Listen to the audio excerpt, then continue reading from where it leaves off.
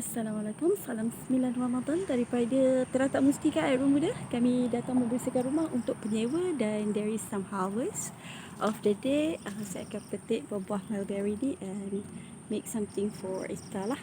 So we will begin harvesting. Alhamdulillah kita dah selesai memetik. So mari kita tengok apakah harvest kita pada hari ini. So daripada yang ni adalah tuaian daripada Teratak Mustika Air Muda. Penyewa dah nak masuk, so kami spring clean backyard sedikit dan harvest apa yang dapat. So this is the jambu madu. Bolehlah kita buat colek malam ni. Quite masak random. Yang ni harvest mulberry dan ada harvest liar terung pipit yang just tumbuh liar macam tu je. So yang ni saya suka celur untuk ulam makan dengan sambal ataupun boleh juga buat masak sambal. Ada serai. Rumpun serai yang dah terbiak, so daripada dia rosak macam tu je, kita ambil untuk masak percik ayam petang nanti. And this is the mega harvest of the daun kopi. Yang ni saya harvest daun yang matang, bukan daun pucuk, bukan pucuk kopi.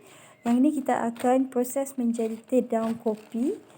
Tapi saya nak tukar method sikit, berbanding dengan regular method yang diorang just renyuk-renyuk. Saya nak potong halus-halus macam ulam nasi kerabu, dan kemudian saya akan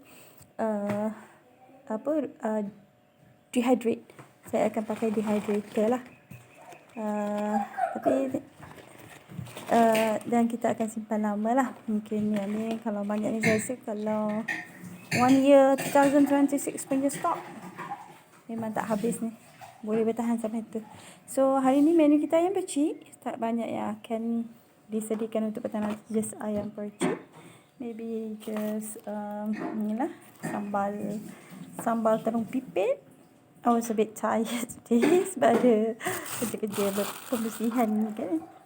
So insyaAllah kita proses later lah. This one biarkan dia air dry. Just clean and biarkan air dry, and kita masuk dalam dehydrator. Kalau kita nak jemur pun boleh, kalau kita nak sangai pun boleh. Recommended way is sangai lah to get the aroma coffee. Rasa dia bukanlah seperti air kopi, tapi dia lebih kepada rasa herbal tea lah. It is mildly caffeinated, mild caffeine, which is they said as the better option untuk pengganti kopi lah. Okey, itu saja. Selamat mencuba.